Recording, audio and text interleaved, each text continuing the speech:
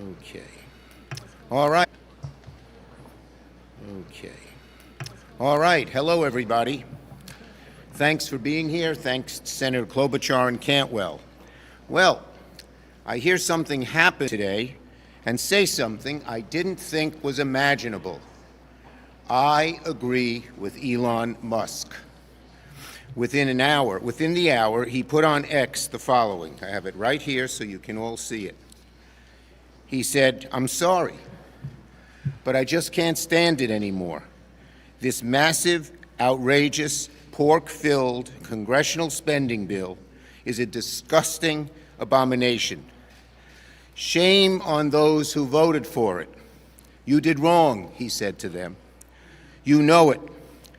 It will massively increase the already gigantic budget deficit to $2.5 trillion and burden American citizens with crushingly unsustainable debt." It's right here. He's right. I'll leave it here. Republicans should listen to him, and actually to their former selves, outraged about the national debt. Because it's here, Donald Trump's big, ugly bill is in the Senate. Behind the smoke and mirrors lies a cruel and draconian truth. Tax breaks for the ultra-wealthy, paid by gutting health care for millions of Americans. Over the past few days, President Trump has tried to sell his bill, saying people won't lose coverage, children won't go hungry, costs won't go up. Let's call that for what it is, lies. All of them lies. 14 million Americans will lose health care as they decimate Medicaid and now try to dismantle the Affordable Care Act. So this is an anti-health care bill, not just an anti-Medicaid bill, but an anti-health care bill.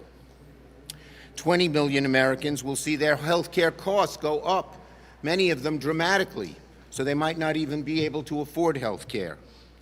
11 million Americans, 4 million kids could lose access to federal food assistance. Hungry kids? Telling them to go hungry so billionaires can get an additional tax break? God bless the billionaires. They got plenty of money. They don't need a tax break. Our kids need to be fed. And all 40 million Americans who are receiving food assistance will get less every month when benefits are already just a couple of bucks a day. Energy costs will go up. What they did to clean energy, they decimated it. They couldn't say they were killing it outright, so they strangled it to death. And what'll happen? Energy costs will go up for American families, both electricity and gasoline. 800,000 jobs in domestic energy and manufacturing will be cut. 800,000 jobs. And even more in hospitals and nursing homes and community health centers. That's really risking our economy, such large amounts of people losing jobs all at once. All to pay for tax cuts for the richest. And for big oil. Big oil hates clean energy. Fossil fuel industry hates clean energy because they know it's the future. And they know it's cheaper, at least in terms of solar panels. Cheaper and quicker. So they want to kill it. But everyone knows America needs clean energy in order to meet demands moving forward. Nothing's cheap and quick to build as clean energy. We need 10 times as much electricity to continue powering breakthroughs in AI and stay ahead of China. With their bill, the Republicans want to raise taxes on the domestic energy sources that are set to deliver more than 80% of the power, of the new power, in the next year. So let me be clear, if this bill passes, your electricity costs are going up. Look at the facts. The Republican plan will increase average national electricity prices by about 10% and total energy costs by $32 billion, all to please the ideological blindness of big oil billionaires. It would jeopardize $840 billion in private investment across America, with more than 85% of that massive cut in Republican states and districts. It's not theoretical, it's already happening. More than $12 billion in private investment, 13,000 jobs in clean energy and manufacturing have already been canceled since January, but that's just the beginning if this bill passes. So this is DEFCON 1. for thousands and thousands of American workers whose jobs depend on federal support for domestic energy incentives. In fact, about 200 solar manufacturing factories, representing more than 40,000 jobs and $35 billion investment, are dead if the Republican plan becomes law, and another 100 would be at risk. Getting clean energy manufacturing is not American energy dominance. It's surrender to China. What a terrible price to pay, just to lower taxes for the ultra-rich, just to line the pockets and the ideological hunger of the fossil fuel industry, and to lose out on American energy dominance. Senator Klobuchar. Thank you. Thank you very much, Senator Schumer. And to be very clear, this is not a big, beautiful bill. It's a big, beautiful betrayal of the middle class and working people in this country. It's a betrayal of seniors in nursing homes, where half of those in assisted living rely on Medicaid. It's a betrayal of families struggling to put food on the table, and it's a betrayal of the middle class. Americans know, and I'm going to focus here on something that I just don't think has gotten enough attention, in addition to the health care cuts that Senator Schumer so well articulated it. This is the cuts on food assistance. In addition to a nearly $3,000 Trump tariff tax on every single family in America, and food prices going up by more than $200 because of the tariff tax, this betrayal, when it comes to food assistance, is going to be very expensive and very out of reach for a lot of people. 40% of SNAP participants are kids, almost 20% are seniors, and 10% are adults with disabilities. This is a $300 billion, not million, $300 billion cut. So you've heard about the effect it has on hungry people, but there's something, the sleight of hand, that everyone needs to know. And that is that over half of these cuts come from a fake shift over to the states. A shift to the states that the states can't pay for because 40 of them have balanced budget amendments. How much money are we talking about? $100 million would have to go to Kansas to pay for, just like that. $170 million to the state of Kentucky. $580 million extra to be paid for the state of North Carolina. That is why so many governors are speaking out. Governor Laura Kelly, who heads up the State Democratic Governors Association out of Kansas, a very moderate governor, she says, we don't have the money. North Carolina Governor Josh Stein says, our state will be forced into perilous budget decisions. Should North Carolinians lose access to food, or should we get rid of other essential services? Kentucky Governor Andy Beshear, it's going to leave more of our kids and seniors going hungry. Farmers will be losing revenue at $35 billion over 10 years. Look what they're already facing. Markets shrinking because of the Trump tariff, input costs up, weather issues, cuts to the USDA, veterinarians leaving, and now this. It will also cost jobs and wages for grocers.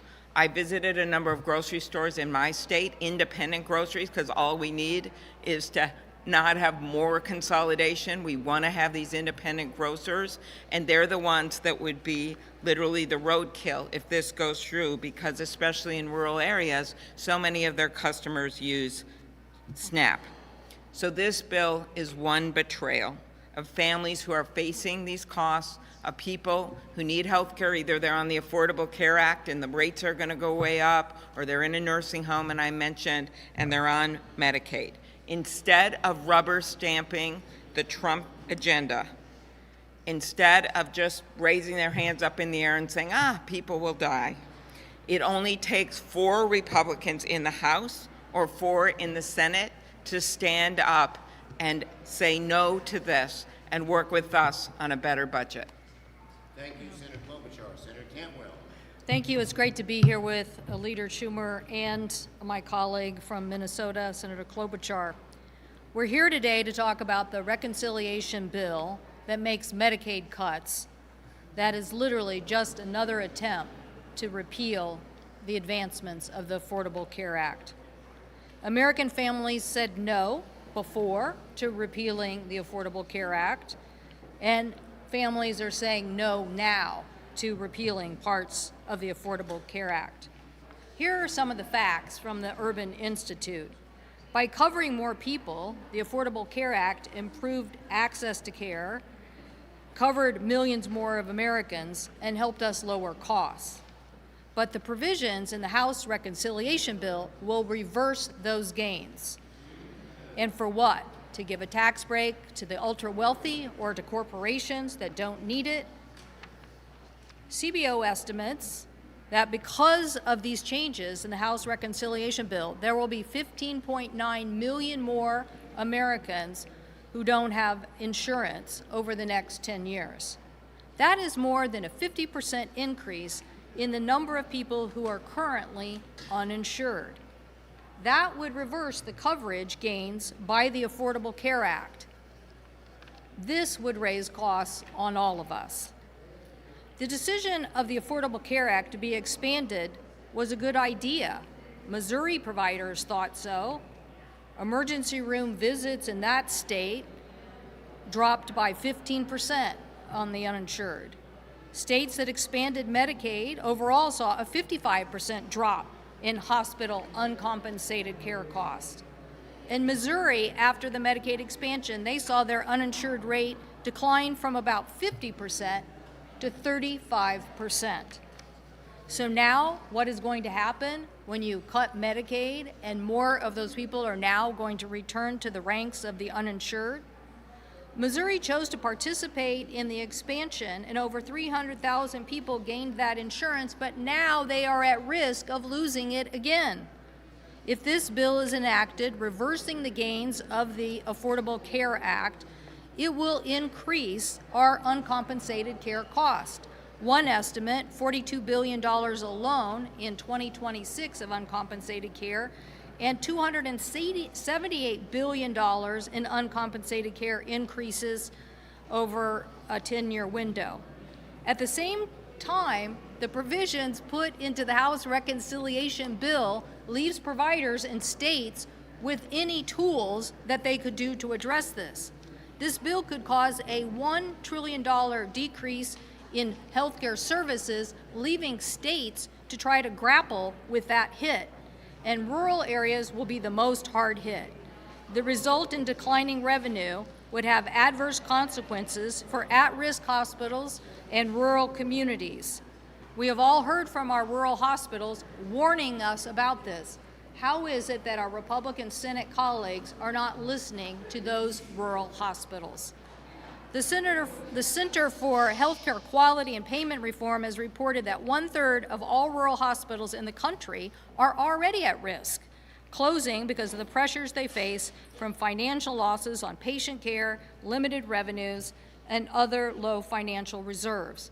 So this bill puts already at risk rural hospitals in even a more potential state of possible closure. Do our Republican colleagues not care about delivery of health care in our rural community and the spillover effect it has to their economies? This is not scare tactics. This is a bill, if enacted, will not result in savings. It will result in an increase in the uninsured. It will result in financial stresses on our system, and it will increase cost on all of us. And yes, it will cost lives. Thank you, Maria. Ready for your questions? Mr. Schumer? Yes. You say you're going to do everything in your power to stop this bill. What does that entail? Look, we're doing everything we can, as I said. That involves obviously going to the floor. It involves letting the spotlight hearings. We're having one tomorrow on SNAP, where we're letting the American public know. It most of all entails being back in our states and going into other states and showing the public how bad this bill is. Abe Lincoln said it best. Public sentiment is everything. And the more the public learns about this bill, the more they hate it, and the more they tell their Republican senators not to vote for it. No, back there. Okay, we'll go to you. Thank you. Some Republicans are already talking about removing the debt ceiling limit and dealing with it outside of the reconciliation package. If that happens, will Democrats provide the votes? Let's wait and see what they do. Yes. How does Musk's opposition change your approach to fight against this? Well, Musk's opposition shows how bad, if even Elon Musk, who's been part of the whole process and is Trump's buddy, says the bill is bad, you can imagine how bad this bill is. Well, I think that Musk is disagreeing with the spending cuts, right? I don't know if you guys Look, are- I just read you what Musk said. He said people should be ashamed to vote for this bill. I agree with him. Our members have commented about the debt and the fact that they are actually adding more tax cuts for the wealthiest, which makes it worse on the debt. So in that way, when Musk is talking about the debt, we think this bill is a problem because of the debt as well. It's a problem because of the debt and many other things. And Musk said people shouldn't vote for the bill. Let's hope the Republicans follow him, not Trump. Thank you, everybody. Taking from 2017's Obamacare repeal effort. Could you speak to the